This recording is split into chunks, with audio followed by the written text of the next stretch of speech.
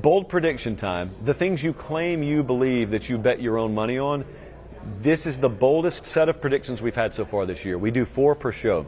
I do them 1 to 10 on boldness scale. 9.5 or higher, if it comes true, gets a chalice of supremacy. I have 3 9.5s and a 9 1/4 on the show tonight. So, first up, Tennessee has the #1 offense in the country and a top 20 defense. Now, I think I'm about to read you a stat that surprises you. Last year, Tennessee's offense was rated lower than its defense. They had the number 22 defense in the country. They had the number 35 offense in the country. But 2 years ago, they did have the #1 offense in the country. So we need offense to be #1. We need defense to be top 20. That's a 9.5. You've got to have a first-year starter at quarterback lead you to the best offensive production in the nation. They will be a prolific offense.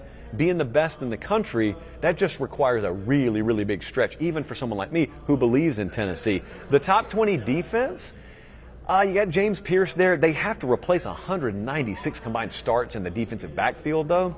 So that's tough. It's not out of the realm. But both of those things happening together, that's a 9.5 for me. If they are that, you are looking at a national championship contender. Do you get that? That's Tennessee contending for it all, not just the SEC, if they're #1 offense and number 20 or better defense.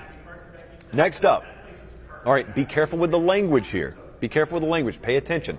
Next up, there will be more Big Ten teams than SEC teams in the Final Four.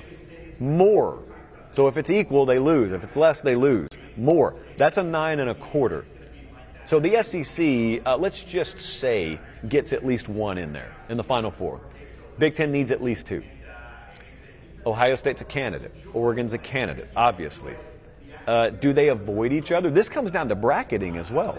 How does the bracket get constructed? Is there a lot of SEC versus SEC? Is there a lot of Big Ten versus Big Ten where they have to knock one out? Or is it set up where they could all just merge and then meet in the, what do we call this, Elite 8, Final Four? I don't even know what the language is. I think it's contingent on bracket. I think there are more viable SEC Final Four teams than there are Big Ten. So for the Big Ten to have more, it's not crazy. It's bold. It's a 9 1/4. That's how high I go on that. Next up, now this one's going to stir my folks down in Florida up a lot. Graham Mertz has a better season than Cam Ward. Cam Ward's the transfer at Miami, came there from Washington State. That's a 9.5 on the boldness scale. Mertz was about a 73% completion guy last year, 2,900 yards, 23 TD to INT. Good player, probably the most overlooked quarterback in the country because his team was not good. He was very good last year. He's back this year. Cam Ward, 7,000-yard passer over the past 2 seasons. Miami has the more dynamic player. Cam Ward can do more things. Cam Ward has the higher, probably pro upside. I think to myself about style of play. Florida seems to me like they'll be in a ton of grinded out sort of games this year. They may play from behind, though, which means maybe they'll have to throw the ball a little bit more. So maybe that inflates Mertz's stats, passing-wise. Cam Ward, though, I feel like he faces a far more favorable schedule, far more favorable defenses, and if injury is not a factor on either side here, boy, I think Cam Ward could be a Heisman guy. And so that's a 9.5 to tell me Graham Mertz is going to be better than him. And lastly, it's been a while since we saw this happen. A non-quarterback wins the Heisman. Devontae did it back in 2020. Derrick Henry did it in 2015. So 7 of the last 8 have been quarterbacks. 20 of the last 24 have been quarterbacks. This is a 9.5 as well on the boldness scale. And here's why. It's not that a non-quarterback talent couldn't emerge. Absolutely. They do every year. I talk about it on the show every year. The people who vote on this are all around me right now. They're sports writers.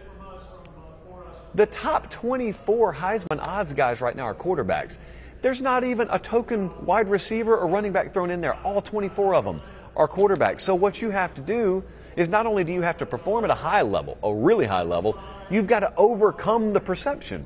Because they may not even know about you right now.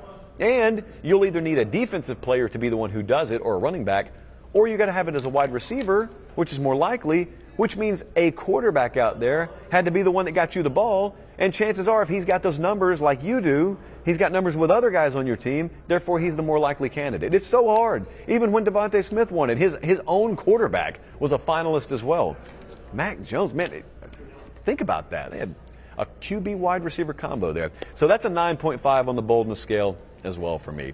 So 3 9.5s, potentially 3 chali that we may have to deliver if any of these, much less all 3 of them, come true tonight.